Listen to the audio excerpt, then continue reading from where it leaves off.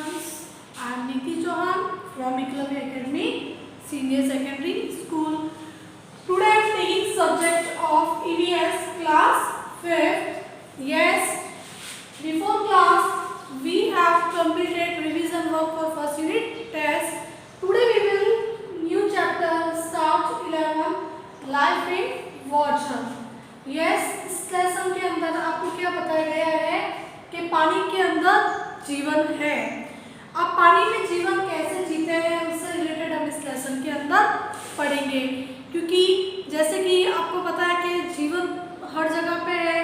पानी में जीवन है, रेगिस्तान में जीवन है, पहाड़ों में जीवन है, इस तरीके से हर जगह पे जीवन संभव है। किस प्रकार से पानी के अंदर जीवन संभव है वो हम लोग पढ़ के देखते हैं। Who lives in water? पहले तो आप बताइए पानी के अंदर रहता कौन है, और पानी में जो रहने वाले और एनिमल्स होते हैं उनको हम क्या किस नाम से जानते हैं वो हम सब इसके अंदर देखेंगे।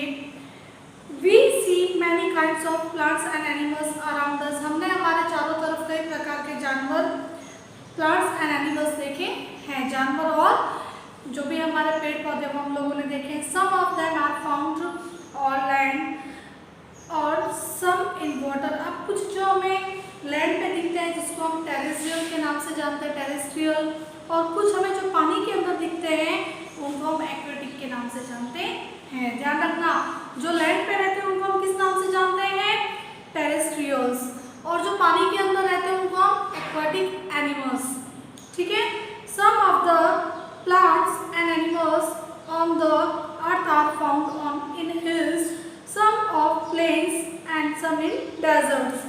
और हमें कई प्रकार के अलग अलग जगहों पे अलग अलग प्रकार के एनिमल्स पाए जाते हैं, जैसे कि जो पहाड़ों पे रहते हैं, हिल्स पे, उनको माउंटेन्स वही कहते हैं, और जो प्लेन्स पे रहते हैं वो मैदानों पे रहने वाले होते हैं, और जो डेजर्ट पे रहते हैं यानी रेगिस्तान के अंदर रहने वाले होते हैं। अब जो जैसा होगा उसके माहौल के हिसाब से उसका रहन सहन होगा। जैसे ऊंट है वो रेगिस्तान के अंदर इजी गोइंग रह सकता है। अब पोलर बियर है, व्हाइट बियर जिसको हम कहते हैं, वो ठंड वाले एरिया में आराम से रह सकता है। और जो कुछ सिंपल डॉग्स वगैरह जो होते हैं वो ऐसे सिंपल माहौल के अंदर रह सकते हैं। वो ना तो ज़्यादा ठंडे के अंदर तो फिर भी रह जाएंगे, लेकिन गर्मी के अंदर वो लोग कम रह सकते हैं। इस तरीके से जैसे एनिमल्स होते हैं उनका माहौल भी वैसा ही होता है। Environment at these places is different due to the different in winter, summer and rainy season.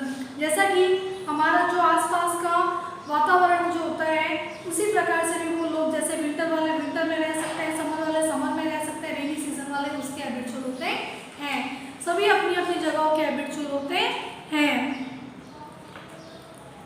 फिर है नेक्स्ट आपका how they live in water. ये पानी में रहते कैसे हैं वो हम लोग देखते हैं। The effort of its environment is clearly seen in the structure and function of every animals and plants। जैसा कि हम सभी को पता है कि जो एनिमल्स और प्लांट्स जो होते हैं वो उसके वातावरण के हिसाब से उनकी बनावट होती है, और उनकी बॉडी उसी हिसाब से, उनकी बॉडी जो कार्य प्रणाली जो होती है उसी हिसाब से होती है जैसा उनका एनवायरमेंट होता है। Due to their particular physical features animals and plants are able to live in a particular environment। जैसा कि हम सभी को पता है कि इन सभी की एक भौतिक जो संरचना होती है, जो इनकी अंदर की जो बनावट जो होती है, चाहे वो जानवरों की हो चाहे एनिमल्स की हो, वो उस वातावरण के हिसाब से ही होती है ताकि वो उस वातावरण के अंदर एडजस्ट हो सके। उनकी बॉडी ऐसी होती है कि उस चीज को एडजस्ट कर सकती है। अगर आप पोलर बियर को रेगिस्तान के अंदर छोड़ दो और ऊंट को ठंड के अंदर छोड़ दो ले जाके, तो वो दोनों उस एनवायरमेंट को एडजस्ट नहीं कर पाएंगे। For example a bear is found in icy regions. अब जो है आइसी यानी स्नो जो होती है, स्नो जहाँ बर्फ वगैरह जो होती है, ऐसे जगह पे ये बियर जो होते हैं पाए जाते हैं। Its body has thick fur. उनका जो शरीर होता है उसमें मोटे मोटे जो होते हैं बाल टाइप, उनकी फर जो होते हैं, बाल जो होते हैं, विच प्रोटेक्ट इट्स फ्रॉम कोल्ड, जिससे वो ठंड से प्रोटेक्ट हो सकते हैं, ठंड से बच सकते हैं, उनको ठंड नहीं लगती है। इन द सेम वे, इसी तरीके से aquatic animals can live in only in water due to their particular physical structure। अब जो aquatic animals जो होते हैं, पानी में रहने वाले जानवर जो होते हैं, उनका जो भौतिक स्ट्रक्चर जो होती है यानी बनावट जो होती है उनकी, वो वैसी ही होती है, वो पानी के अंदर आराम से रह सकते हैं। We might have seen that when we play in the water or walk in the water for long time, skin of our finger get stung। Stung मतलब wrinkles। हमारी जो बॉडी होती है, हमने कई बार नोट किया होगा, हम पानी के अंदर कुछ ज़्यादा टाइम तक हम लोग खेलने लग जाते हैं या पानी के अंदर हम कंटिन्यू काम करते हैं। आप लोगों ने अपने मम्मा को भी देखा होगा, कई बार वो पानी के अंदर झाड़ू पोछे, रोटी सब्जी, बर्तन, कपड़े सब कुछ ही पानी वाले जो काम करके जब वो फ्री होते हैं और वो अचानक पानी से बाहर आते हैं, तो पानी के जो हमारे बॉडी के अंदर है ना, लाइन टाइप की रिंकल्स बन जाती, सलवटें बन जाती है। Will this doesn't happen with aquatic animals and plants। जबकि ऐसा तो ना तो एनिमल्स के साथ होता है, ना ही एक्वाटिक प्लांट्स के साथ होता है, क्योंकि वो उसके हैबिचुअल होते हैं और उनकी फिजिकल जो स्ट्रक्चर होता है, शारीरिक जो संरचना होती है उनकी, वो ऐसी ही होती है जिससे उन पर किसी प्रकार का कोई इफेक्ट नहीं होता है। एक जो आपका होमवर्क जो बुक के अंदर ही दिया हुआ है, वो आप लोग ध्यान से देख लीजिए। बुक पेज नंबर आपका 87 है, 5th क्लास। ये आपको फिश आपको ड्रॉ करनी है अपनी नोटबुक के अंदर, उसके बॉडी पार्ट्स भी आपको लिखने, इसके अंदर नहीं दिए हुए हैं बट आपको खुद को लिखने हैं। अब है हमारा physical features of animals and plants are according to the environment they live in, this is called an adaptation of climate. अब कुछ जो एनिमल्स और प्लांट्स होते हैं, उनकी जो भौतिक संरचना जो होती है, उनके जो फीचर्स जो होते हैं, उनकी जो शरीर की बनावट जो होती है, वो उस माहौल के हिसाब से ही होती है। इस चीज को हम लोग क्या बोलते हैं? एडेप्टेशन। क्या बोलते हैं? एडेप्टेशन। यानी किसी भी जगह या मैदान में अपने आप को रहने के लायक बनाना ही एडेप्टेशन यानी अनुकूलन कहलाता है। You might have seen green moss present at the places where water gets locked around। आपने कभी कभार ये चीज़ देखी ही होगी कि पानी के अंदर एक हरी हरी होती है, जहाँ पे ज़्यादा टाइम तक पानी जमा रहता है, पड़ा रहता है, वहाँ पे एक हरी हरी, उसको काय बोलते हैं। क्या बोलते हैं? मॉस मतलब काय, जिसको हम लोग हरे मतलब हरी हरी कलर की होती है, वो पानी के अंदर एक पैदा होने वाला पेड़ पौधा होता है। Do this, scratch off and bring some moss from the place where water gets locked in your school।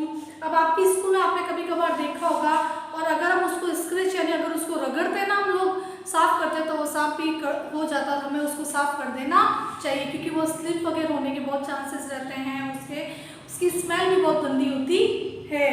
Take a magnifying glass from your science lab.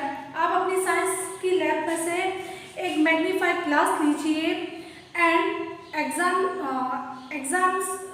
examines and moss growing। It is in fact moss is also teeny plant which grow in the water only। अगर हम उसके अंदर experiment करके देखते हैं तो हम ये चीज पाएंगे कि पानी के अंदर एक पैदा होने वाला पौधा है, जिसको हम लोग काय के नाम से और लील बोलते हैं, जिसको हम लोग, वो पाई जाती है। आज हम लोग लेसन इतना ही करेंगे। आई होप जितना मैंने आपको एक्सप्लेन किया उतना आपको समझ में आ चुका होगा। और ये जो 2 क्वेश्चन आंसर है, which animals have you seen in living in water. आपने ऐसे कुछ जानवरों के नाम बताओ, कौन कौन से जानवर है जो पानी के अंदर रहते हैं। फिश कॉमन है, वो तो बिना पानी रह ही नहीं सकती है। मैमल, व्हेल, सी स्नेल जिसको हम लोग समुद्री घोंघा कहते हैं, क्रैब्स और टर्टल, ये सारे समुद्र के अंदर रहते हैं या पानी के अंदर रहते हैं। What is adaptation? एडेप्टेशन क्या, अनुकूलन क्या है? Physical features of animals and plants are according to the environment they live in, this is called adaptation. ऐसी उनकी जानवरों की और पौधों की शारीरिक संरचना जो कि उसके माहौल के अंदर रहने के लायक बन जाए, उसी को हम लोग एडेप्टेशन कहते हैं। समझ में आया कि किसी भी जगह या मौसम के मैं अपने आप को रहने के लायक बनाना ही एडेप्टेशन कहलाता है, जिसको हम अनुकूलन के नाम से जानते हैं। आज हम इतना ही लेसन पढ़ेंगे, अगला हम क्लास के अंदर पढ़ेंगे। Thank you students.